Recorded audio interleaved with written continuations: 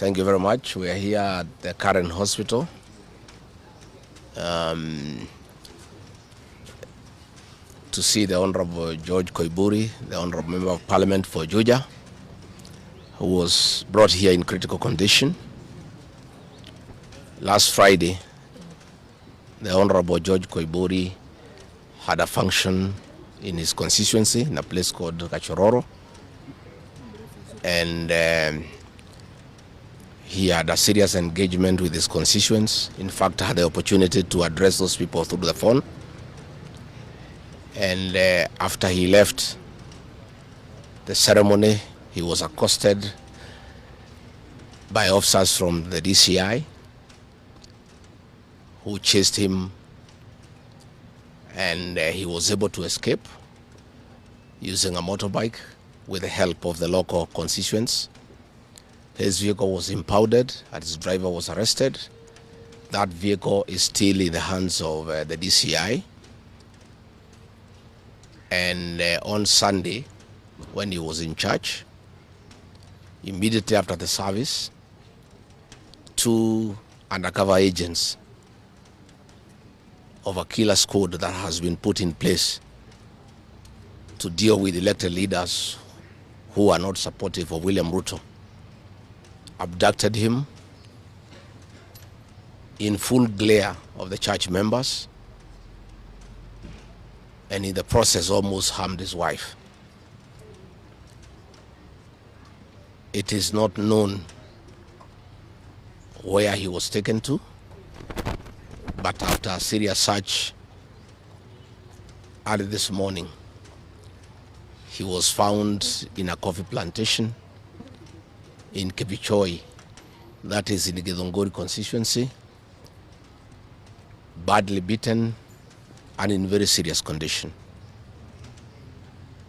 He was taken to a hospital for first aid and later brought here where he was admitted. And I've just seen him and I've talked to the doctors, and they have confirmed that the Honorable George Kaimbori was tortured by professionals. He has serious soft tissue injuries.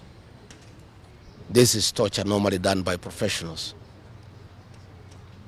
He has lost his voice, and the doctors are working round the clock to restore his vocal cords.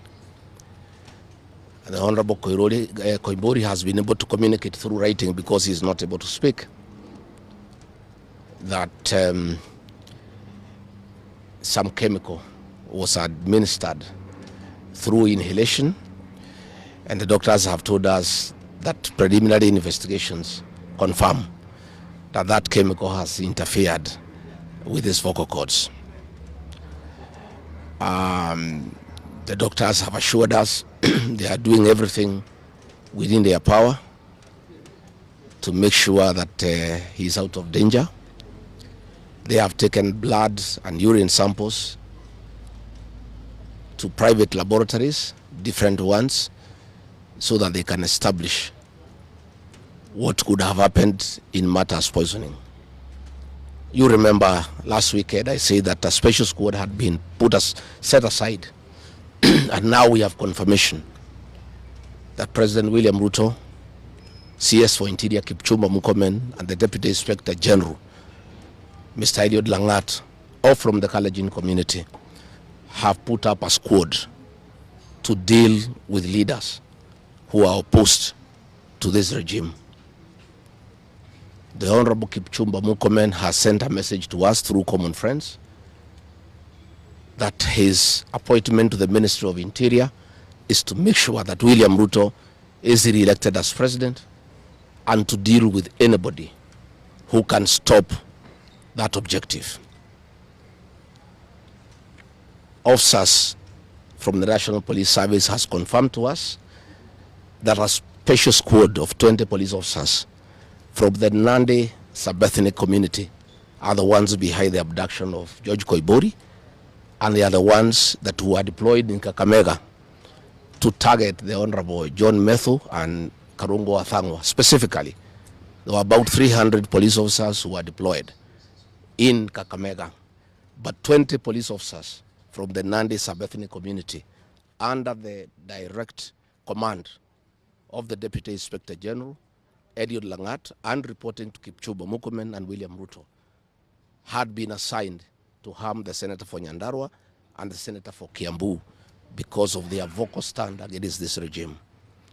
Let me say that I want to appeal to the international community to rescue this country. William Ruto has become a very vengeful dictator, and his activities are similar to the one by Dr. Dada and Mobutu Sese Seko. And the level of impunity in this country, if the international community does not come through for the people of Kenya, we are going to have not just killings, but maiming of elected leaders. What has happened to the Honorable Kaimbori is a very deliberate attempt by William Ruto, Kipchumba Murkomen, and Langat to scare leaders who speak out. It is meant to scare them. It is meant to sell them fear so that they can stop agitating for the liberation of this great republic. And I want to say that William Ruto must know it is these leaders, it is not these leaders who are against his rule. It is the people of Kenya. These leaders are simply articulating what the people of Kenya are saying.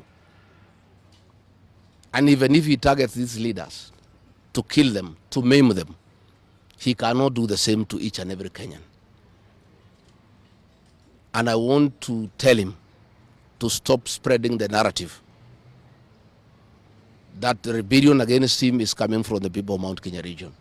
This rebellion is across the country, from Western Kenya, Coast Province, Northeastern, Nyanza, including his native North Rift and South Rift. Members of the Kalenjin community are also up in arms because of the misuse of public resources, mismanagement of the economy, and the fact that there is no work going on in this country. So let me appeal to the international community to take a great interest in what is happening in Kenya. And we have seen what is happening in the neighboring countries, in Tanzania, the suppression of civil society, and all those things are stemming from here in Kenya. William Ruto has become intolerant. He cannot take criticism. And the reality of one term is slowly sinking into him, that has sent him into serious desperation, that he has now formed a killer squad of his sub-ethnic community of the Nandi to deal with leaders. Let me ask the people of Kenya to be calm. I want to ask the supporters of the Honorable Kaimbori to stay calm. We'll do everything possible to make sure that we are more careful in the face of the repression that is going on. You are aware that members of parliament opposed to this regime, their bodyguards have been disarmed so that they stop going for meetings and feel vulnerable.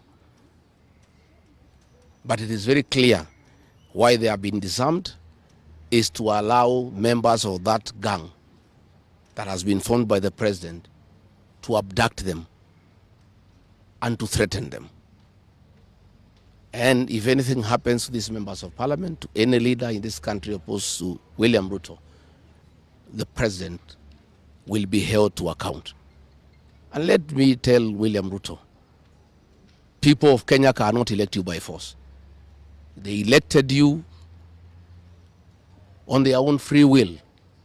You are a popular leader 3 years ago, and you messed yourself up through bad governance, one-man rule, theft of public resources, wanton corruption, and tribalism. You cannot blame any of us here for the situation you find yourself in. The one-term movement is unstoppable, and there is nothing the president can do.